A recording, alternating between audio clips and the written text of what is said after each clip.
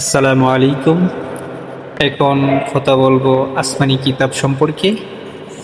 আসমানি কিতাব আল্লাহর বাণী, সমগ্র মানবজাতির জীবন বিধান।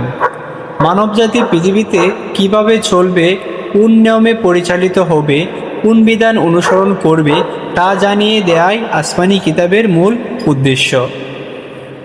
কিতাব অর্থ বই বা পুস্তক। আল্লাহর বাণীর সমষ্টিকে কিতাব বলে, আর এই কিতাবকে বলে আসমানি কিতাব। আসমানি কিতাবের সংখ্যা, আসমানি কিতাব সর্বমোট 104 খানা। 4 খানা বড় ও প্রসিদ্ধ, 100 খানা ছোট। ছোট কিতাবে সহিফা বলা হয়। বড় ও প্রসিদ্ধ 4 খানা কিতাব তাওরাত, জাবুর, ইনজিল, কোরআন। 1. তাওরাত নাজিল হয় হযরত মুসা আলাইহিস সালামের উপর, জাবুর নাজিল হয় হযরত দাউদ আলাইহিস সালামের উপর, ইনজিল নাজিল হয় হযরত ঈসা আলাইহিস সালামের উপর, কোরআন নাজিল হয় হযরত মুহাম্মদ সাল্লাল্লাহু আলাইহি সাল্লামের উপর। সকল আসমানি কিতাবের উপর বিশ্বাস স্থাপন করা ঈমানের অঙ্গ।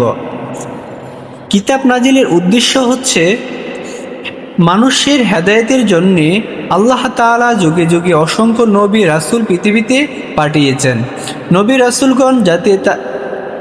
রাসূলগণ যাতে করে তাদের সঠিক দায়িত্ব পালন করতে পারেন, সেজন্য আল্লাহ তাআলা কিতাব নাজিল করেছেন।